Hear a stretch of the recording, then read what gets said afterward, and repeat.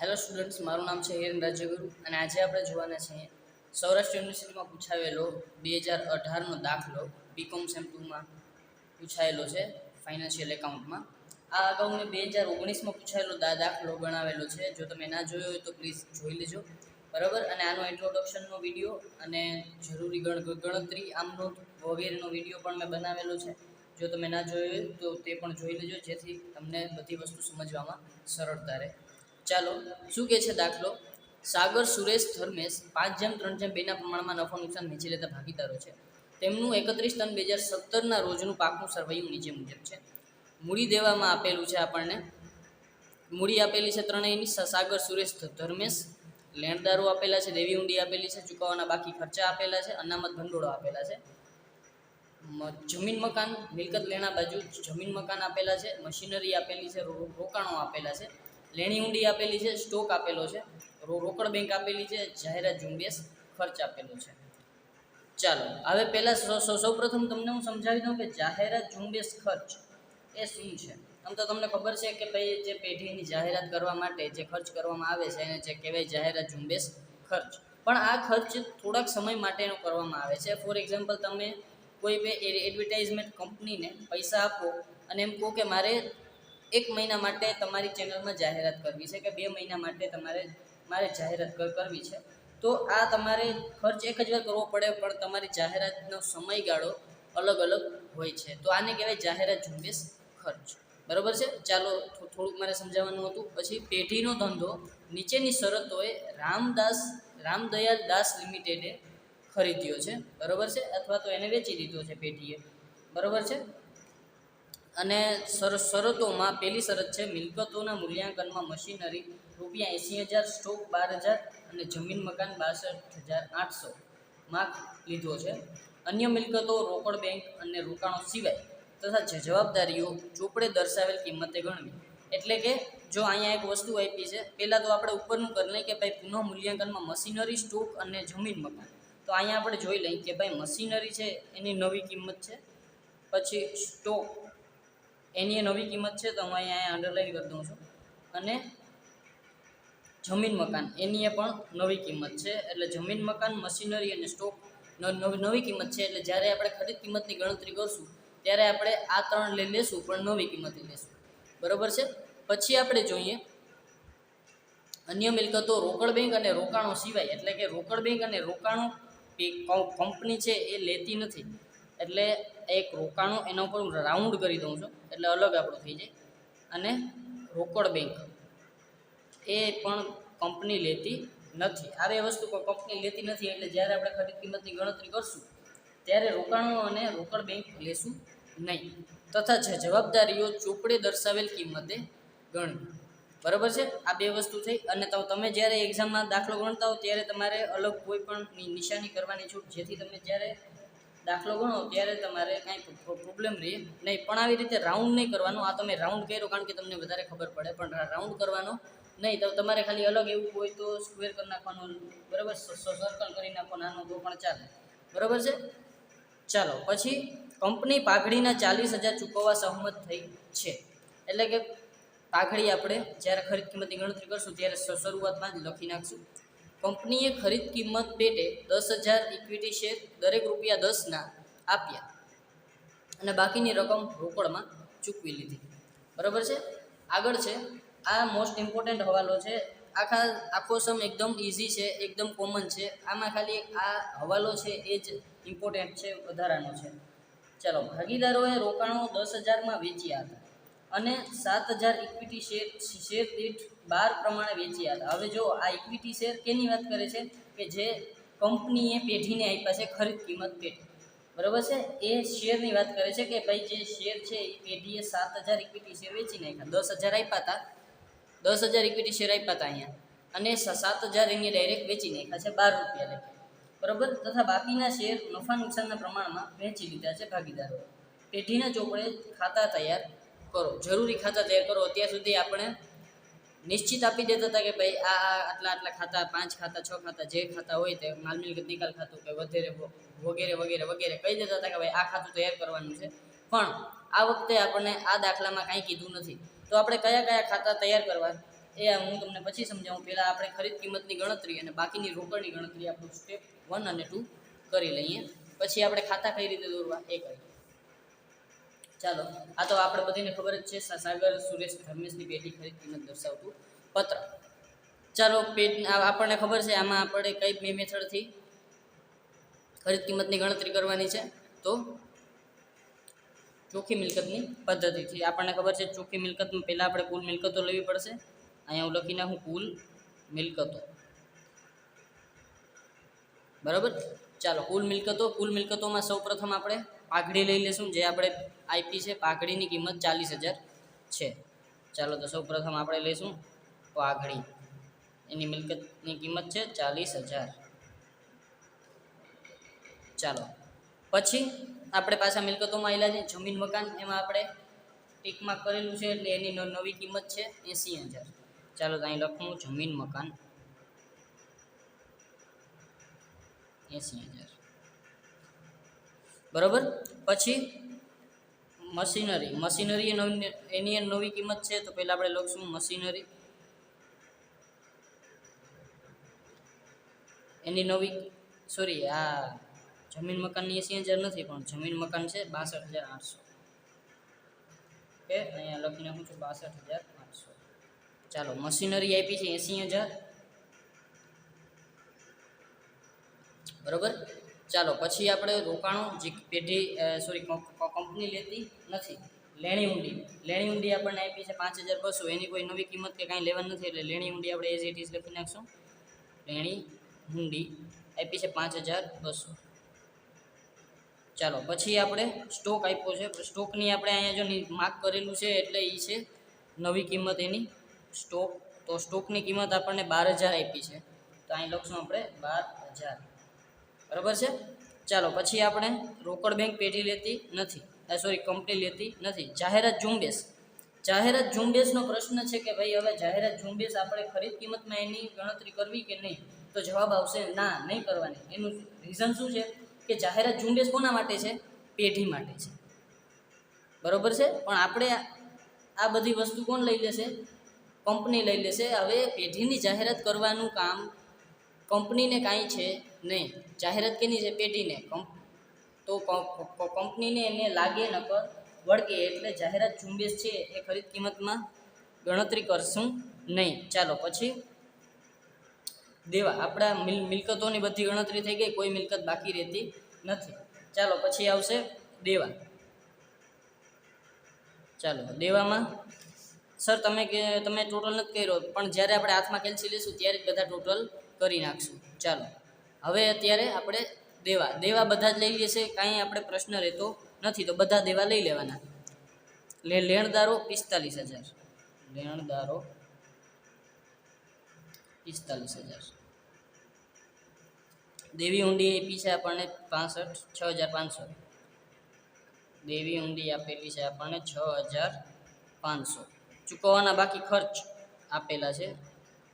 ચૂકવવાના બાકી ખર્ચ આપેલા છે આપણને 500 રૂપિયા. બરાબર. અને અનામત ભંડોળ આપેલું છે 5,000. પણ આપણે આને પહેલાંના દાખલામાં મેં એક્સપ્લેન કર્યું હતું કે અનામત ભંડોળ હવે પેઢી અનામત રાખેલું હોય, પણ હવે પેઢી તો બંધ થઈ ગઈ છે, તો હવે એના અનામતનું કાંઈ કામ નથી. બરાબર. તો આ અનામત કોણ લઈ જશે? ભાગીદારો પોતાના મૂડીના પ્રમાણમાં વેચી ખાશે. બરાબર છે. નફા નુકસાનના પ્રમાણમાં વેચી ખાશે. એના મૂડી ખાતામાં આની અસર થશે. બરાબર છે. ચાલો, તો દેવાનું કામ એ બધું પૂરું થઈ ગયું. તો હવે આપણે શું કરશું? ટોટલ. ચાલો, આપણે કેલ્સી લઈ લઈએ હાથમાં. 40,000 પ્લસ 62,800 પ્લસ 80,000 પ્લસ 5,200 અને પ્લસ 12,000. બરાબર. ચાલો, ટોટલ થશે 2 લાખ. તો અહીંયા આપણે ટોટલ કુલ મિલકતો આપણી પાસે આવી 2 લાખ. બરાબર છે. ચાલો, હવે પછી દેવા.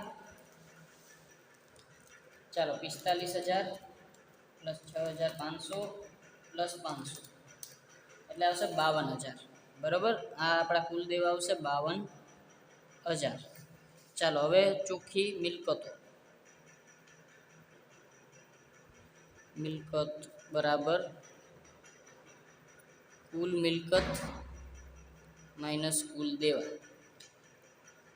બરાબર. એટલે આ બેને આપણે માઇનસ કરશું એટલે આપણી પાસે આન્સર આવશે 2,52,000 માઇનસ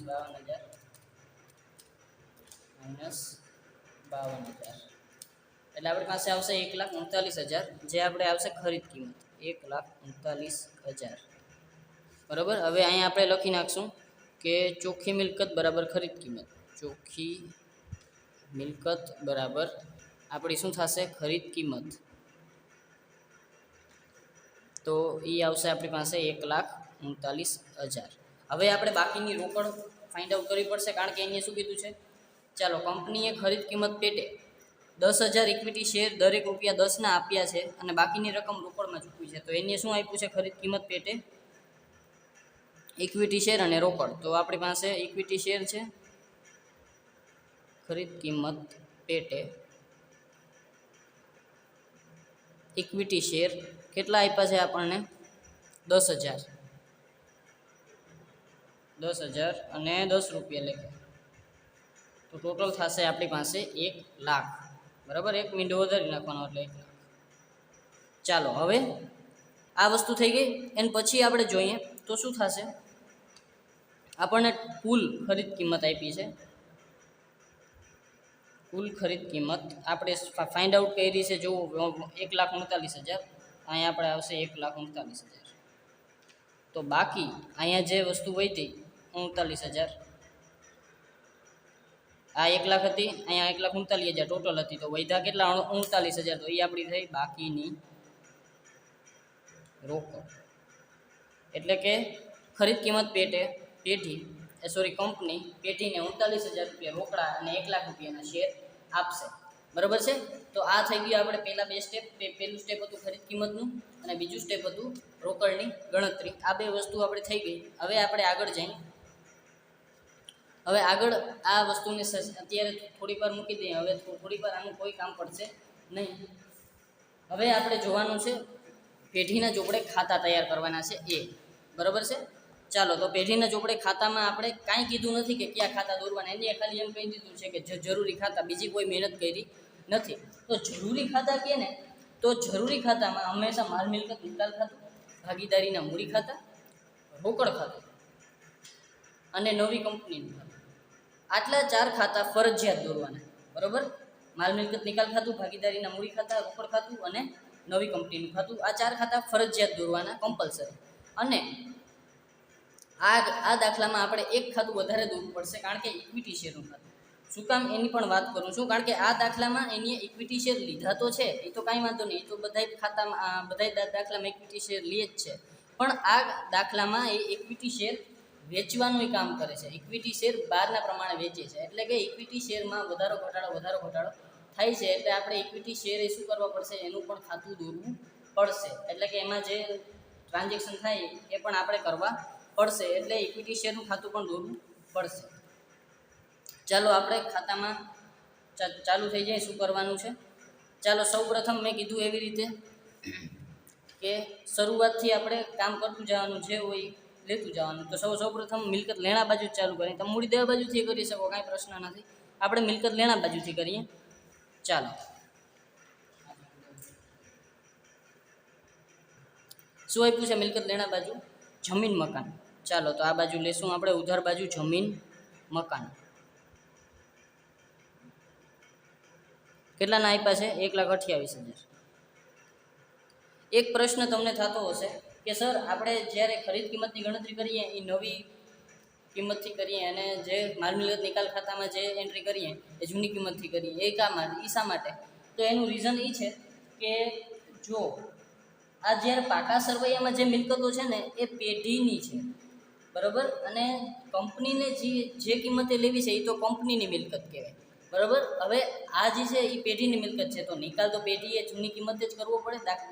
દાખલા તરીકે તમારી પાસે કોઈ બાઇક છે, તમે તમારા મિત્રને આપો છો, વેચો છો, બરાબર. તમે 25,000ની બાઇક લીધી, તમારો મિત્ર કે ના મારે તો 20,000ની જોઈ છે, તમે એને 20,000ની આપો, બરાબર. પણ તમારે તો 25,000ની જ એન્ટ્રી કરવી પડે ને, કારણ કે તમારી બાઇક તો 25,000ની હતી. એટલે નિકાલ તો તમારો 25,000નો થયો ને, તો તમારું રોકાણ એમાં 25,000નું હતું.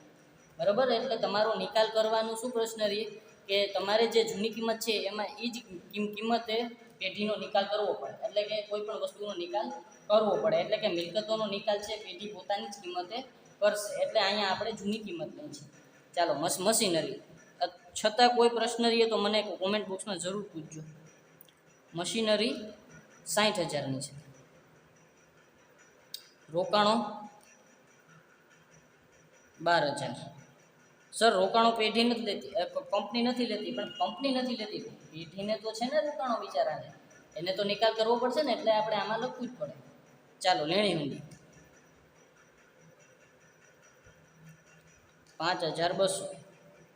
સ્ટોક આપેલો છે 9,000. રોકડ બેંક આપી છે, તો પણ આપણે રોકડ બેંકનું ખાતું બનાવીએ છીએ, એટલે આપણે બાકી આગળ લાવીએ, અહીંયા લખશું રોકડ બેંક. ચાલો બાકી આગળ લાવ્યા, કેટલા છે 12,800. અને જાહેરાત ઝુંબેશ ખર્ચ, ચાલો અહીં લખી નાખશું જાહેરાત ઝુંબેશ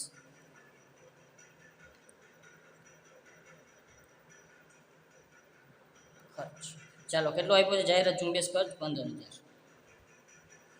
ચાલો હવે આપણે દેવા બાજુ જઈ, મૂડી દેવા બાજુ. એમાં સૌપ્રથમ મૂડી આપેલી છે, તો આપણે ખબર છે મૂડી ખાતું આપણે તૈયાર કરીએ જ છીએ, આઈ રહ્યું સંસારી. ચાલો બાકી આગળ લાવ્યા, કેટલા આપ્યા? 75,000, 45,000 અને 65,000. 75,000, 45,000 અને 65,000. ડન. ચાલો પછી આપણે લેણદારો, તો પાછા આપણે અહીંયા લાવીએ. લેણદારો આપણે આપ્યા છે 45,000.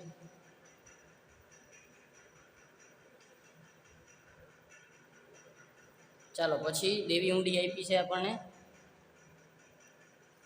65,500, 65,000 લઈ જઈશ. ચૂકવવા બાકી ખર્ચા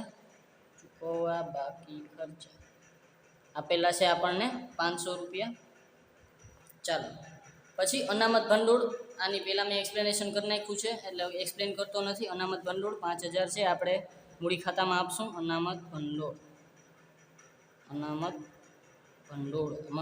ભંડોળને આપણે વેચવા પડશે 5,000. એમાં 5 જેમ 3 જેમ 2 ના પ્રમાણમાં નફો નુકસાન વેચે છે, એટલે 5,000 એને ગુણ્યા 3, 3 ને 2 5, 5 ને 7 ને 2 10, ગુણ્યા 3 ભાગ્યા 10, એટલે આવશે 1,500.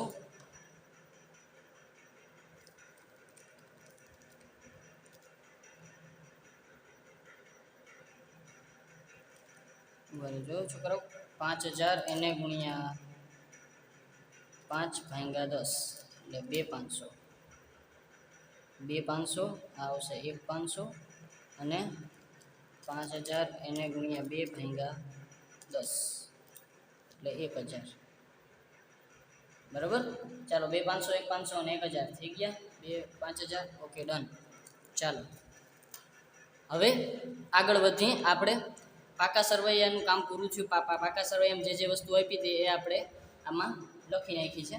પછી આપણે જઈ આગળ મિલકતોના પુનઃ મૂલ્યાંકનમાં મશીનરીને સ્ટોક ને એ બધું આપણે ખરીદ કિંમતમાં લઈ લીધું છે, એટલે આ કામ પૂરું થઈ ગયું. મિલકતો તથા ચોપડે દર્શાવેલ કિંમતમાં આ બધું કામ થઈ ગયું. કંપનીને પાઘડીનું કામ થઈ ગયું. હવે કંપનીએ ખરીદ કિંમત પેટે 10,000 ઇક્વિટી શેર દરેક ₹10ના આપ્યા, અને બાકીની રકમ રોકડમાં ચૂકવી દીધી. તો હવે આપણી પાસે ખરીદ કિંમત આવશે. બરાબર. તો આપણે એની ગણતરી કરશું. ચાલો તો ખરીદ કિંમત આપણે પાછા ખરીદ કિંમત પાસે આવીએ. અહીં આપણી ખરીદ કિંમત આવી ગઈ. ખરીદ કિંમત આપણી પાસે આવી હતી 1,49,000. તો મેં આને પહેલાં કીધું હતું કે રામદાસ લિમિટેડ આપણને આપનાર છે, એના ખાતે આપણે લેનાર છે, આપણે ઉધાર કરશું, એટલે કે રામદાસ લિમિટેડ ખાતે, રામદાસ લિમિટેડ નહીં પણ ખરીદ કિંમત ખાતે.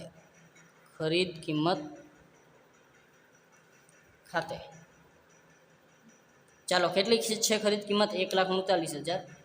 એના 2 ભાગ પડે છે. કયા ભાગ પડે છે? એક તો એ શું આપે છે? ઇક્વિટી શેર આપે છે. ઇક્વિટી શેર ખાતે ઇક્વિટી શેર કેટલાના આપે છે? 1,00,000ના. બરાબર. અને બાકીને શું આપે છે? રોકડ આપે છે. તો રોકડ ખાતે રોકડ કેટલી આપે છે આપણને 40,000, સોરી 48,000, એટલે 39,000. તો આ ખાતું અહીં ટેલી થઈ જશે 1,39,000 અને આ આવશે 1,39,000. આ ખાતું થઈ ગયું ટેલી, આમાં કાંઈ પ્રશ્ન રહેતો નથી.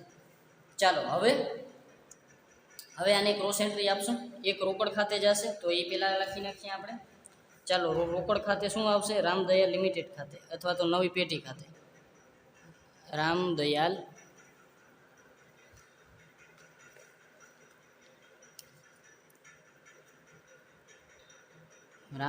લિમિટેડ ખાતે, બરાબર. ચાલો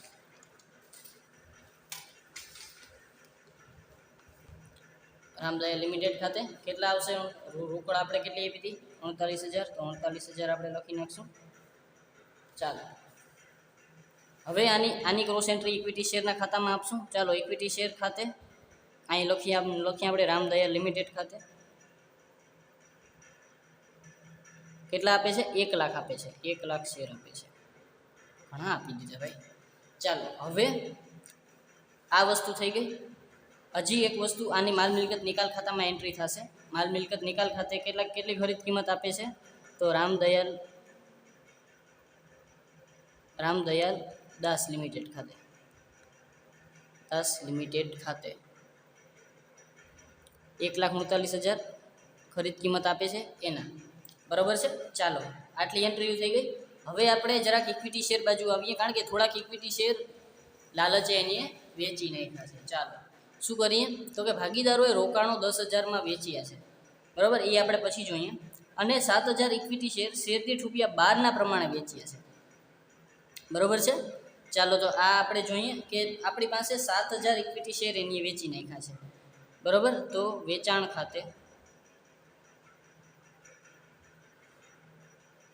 ખાતે શેર, અથવા તો વેચાણ ખાતે ના લખીએ અને રોકડ ખાતે લખી નાખીએ. રોકડ ખાતે શેર વેચાણ, બરાબર. રોકડ ખાતે શેર વેચાણ. જાઓ 7,000 શેર હતા અને 12ના લેખે વેચ્યા, પણ પેઢી પાસે કેટલા ના હતા? 10ના હતા. તો અહીંયા આપણે 10ની જ એન્ટ્રી કરશું. ચાલો અહીંયા આપણે પહેલાં 70,000 આ જ એન્ટ્રી રાખીએ, બરાબર છે. ચાલો હવે હું તમને એક નાનકડી ગણતરી અહીં કરી દઉં, કે તમે કહો તો અહીં કરી દઉં કે આપણી પાસે શેર હતા 7,000, ₹10 લેખે કંપની આપ્યા હતા, એટલે કે આપણી પાસે 70,000 શેર હતા. પણ આપણે એને વેચાણ એનું કેટલું કર્યું? 7,000 અને ₹12 લેખે, એટલે 12 × 7 84, એટલે કે 84,000 આપણે વેચાણ કર્યું, બરાબર. તો 70,000ના તો શેર હતા, પણ આપણે 84,000માં વેચ્યા, તો 14,000 આપણો શું થઈ ગયો? નફો, બરાબર. 14,000 આપણો શું થઈ ગયો? નફો. તો આ નફો છે ને આપણે માલ મિલકત નિકાલ ખાતામાં બતાવવો પડે. તો પહેલાં આપણે નફા વિશેનું કામ કરી લઈએ. તો આ નફો આપણે ક્યાં બતાવી દઈએ? માલ મિલકત નિકાલ ખાતામાં. તો શેર વેચાણ નફો ક્યાં આવશે? 14,000 માલ મિલકત નિકાલ ખાતામાં, બરાબર. ચાલો પછી આપણે વધારાનું શું આપે છે? એ રોકડ આપે છે. તો રોકડ કેટલી આપે છે? રોકડ ખાતે રોકડ છે નહીં. હવે આ 70,000 છે, આપણી પાસે 1 લાખ શેર હતા, તો વૈધા કેટલા આવે આપણી પાસે? તો વૈધા આપણી પાસે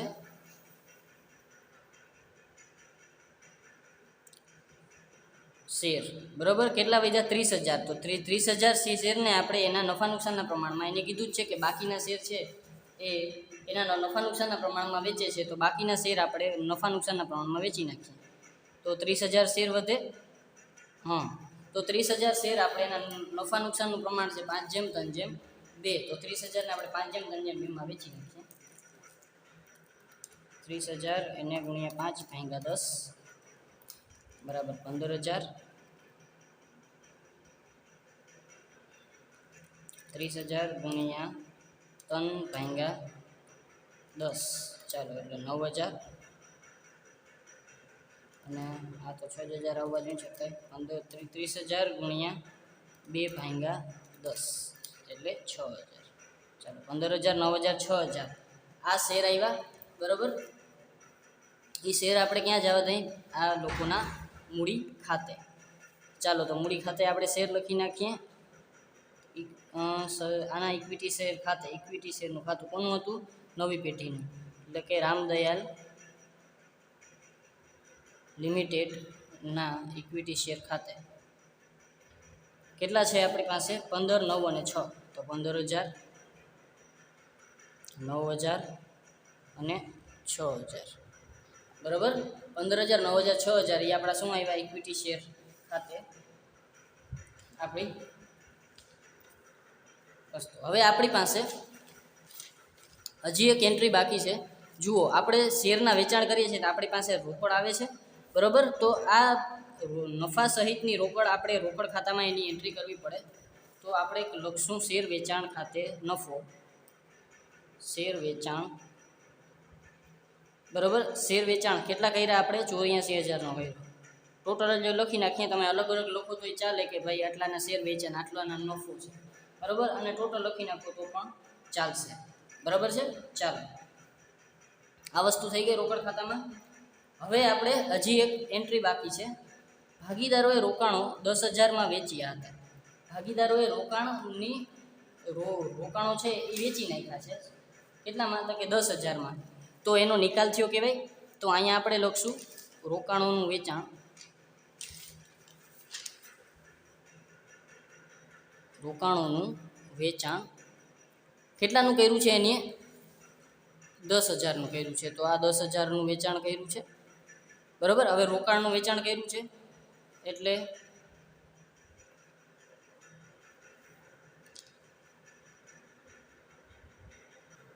રોકાણોનું વેચાણ કર્યું છે એટલે 10,000 આપણે એને નિકાલ કરીએ એટલે રોકાણો આવે છે એની જગ્યાએ એનો નિકાલ થાય એટલે વિરુદ્ધમાં આવ્યું જાય એટલે 10,000 એ થઈ ગયા.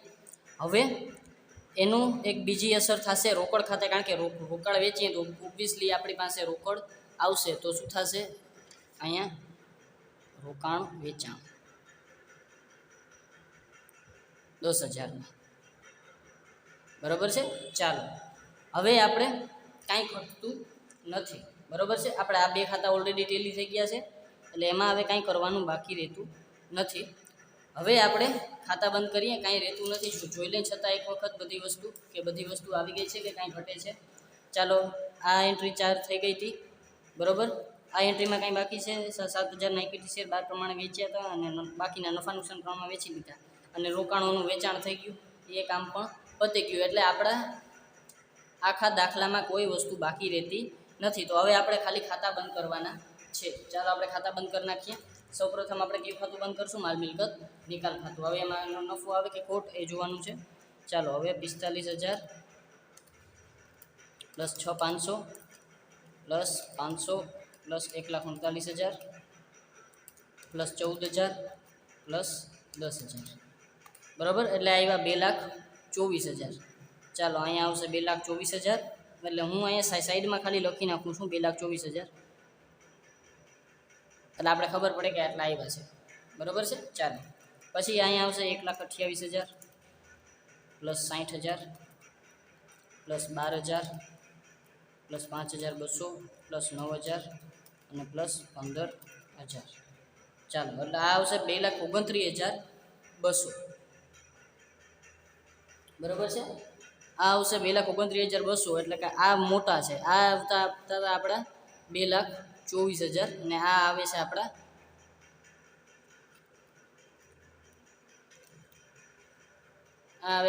2,29,000. ચાલો, તો અહીંયા આપણે લખશું 2,29,000. આ બાજુ લખશું 2,29,000. એમાંથી આપણે 2,24,000 માઇનસ કરશું. 2,24,000 તો આવશે 5,200. ચાલો, 5,200 ને હવે આપણે નફા નુકસાનના પ્રમાણમાં આ શું આવ્યું? તો કે આ આવી આપણી ખોટ. બરાબર, આ શું આવ્યું? આપણી ખોટ આવી. તો ખોટને આપણે ત્રણેયના નફા નુકસાનના પ્રમાણમાં, નફા નુકસાનનું પ્રમાણ ઉપર હું તમને લખી દઉં 5:3:2. બરાબર, ચાલો તો વેચી નાખીએ. 5,200 ને ગુણ્યા 5/10 એટલે આવશે 2,600. એ કોના ખાતામાં છે? સાગર, સુરેશ અને ધર્મેશ નામ લખી નાખીએ. સાગર, સુરેશ ને ધર્મેશ. ચાલો આના આવશે 2600, પછી 5200 એને ગુણ્યા 3 ભાંગ્યા 10 એટલે 1560 અને 5200 એને ગુણ્યા 2 ભાંગ્યા 10 એટલે આવશે 1040. બરાબર. આને હવે આપણે ક્યાં જવા દેશું? એના મૂડી ખાતે, ભાગીદારોના મૂડી ખાતે. ચાલો હવે આ જમા છે, આ બાજુ આવી જશે, ઉધાર થઈ જશે. 2600 1560. ચાલો માલ મિલકત નિકાલ ખાતાની ખોટ.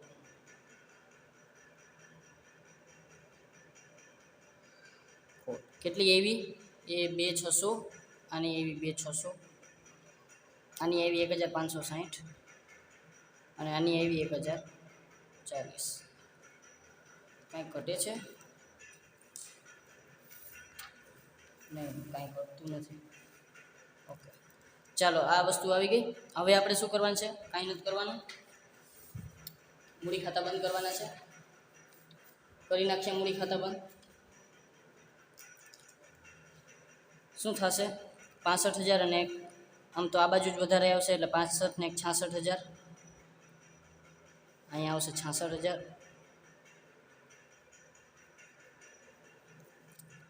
ચાલો 66000 એમાંથી માઇનસ કરશું આપણે 6000 અને માઇનસ કરશું 1040 એટલે આ આવશે 58960. બરાબર. ચાલો અહીંયા આવશે 58960. રોકડ ખાતે લઈ જશે આ, રોકડ ખાતે. ચાલો પછી 45000 અને 46500. 46500, 45000 અને 1500 એટલે 46500. 46500 અહીં લખી નાખ્યા. એમાંથી આપણે માઇનસ કરીએ 46500 માઇનસ 9000 અને એમાંથી માઇનસ 1560 એટલે આવશે 35940. બરાબર. ચાલો અહીંયા આવશે 35940. હવે એ જ આ વસ્તુ 15 અહીંયા આપણે પ્લસ કરશું 75000 પ્લસ 2500. 75000 પ્લસ 2500 એટલે આવશે 77500 અને 77500 અહીંયા એમાંથી માઇનસ કરશું આપણે 15000 અને 2600 એટલે આવશે આપણી પાસે 59900. 60900. ચાલો આ રોકડ ખાતેથી આપણે ક્યાં લઈ જઈશું? ડાયરેક્ટ રોકડ ખાતામાં. મૂડી ખાતેથી આટલા રોકડ છે એ ભાગીદારો પોતાના પાસે રાખશે અને પેઢીમાંથી લઈ જશે એટલે આ આવશે રોકડ ખાતાની જમા બાજુ. ચાલો રોકડ ખાતાની જમા બાજુ આપણે લખીએ. ભાગીદારોના મૂડી ખાતામાં કોણ કોણ છે? સાગરના મૂડી ખાતે, સાગરના મૂડી ખાતે. ચાલો સાગરના મૂડી ખાતે 59900. 59900. પછી છે સુરેશના મૂડી ખાતે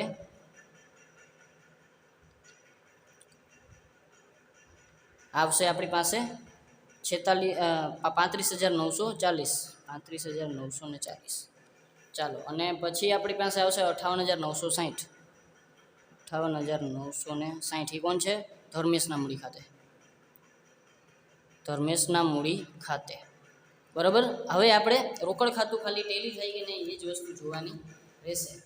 ચાલો રોકડ ખાતામાં ટેલી કરી લઈ. શું થાય છે? 12800 પ્લસ 39000 પ્લસ 84000 અને પ્લસ 10000 એટલે આવશે 1,54,800. બરાબર. આ બાજુનો ટોટલ આવ્યો 1,54,800. આ જોઈ લઈ. 59900 પ્લસ 35940 પ્લસ 58960. ચાલો આવ્યો 1,54,800. બરાબર. આ બે ખાતા શું થઈ ગયા? ટેલી થઈ ગયા. રોકડ ખાતું ટેલી થઈ ગયું એટલે આ સમ આપણો શું છે? Perfectly right. બરાબર. ચાલો એકવાર પાછી નજર નાખી દઈએ. સૌપ્રથમ આપણે શું કર્યું? ખરીદ કિંમતની ગણતરી કરી, પછી આપણે બાકીની રોકડ જોઈ હતી અને પછી શું કર્યું કે જે હવાલા આપ્યા હતા એ હવાલામાં આપણે કિંમત મૂકતા ગયા અને આપણું કામ થતું ગયું. આ રહ્યો ક્વેશ્ચન. તમારે શોર્ટ લેવો હોય તો લઈ લેજો. અને આ છતાંય જમનાદાસના પાછળના ભાગમાં તમને આપેલી જ છે, બરાબર. એમાંથી જ લીધેલું છે, બરાબર છે. ડન. ચાલો, કોઈ પણ કન્ફ્યુઝન હોય તો પ્લીઝ મને કોમેન્ટ બોક્સમાં જરૂર જણાવજો. અને જો વિડીયો ગમ્યો હોય તો પ્લીઝ લાઈક કરો, શેર કરો અને સબસ્ક્રાઈબ કરી રાખજો, જેથી કરીને એકાઉન્ટ્સમાં તમને આગળના જે વિડીયોઝ છે એ તમને મળતા રહે. ધન્યવાદ.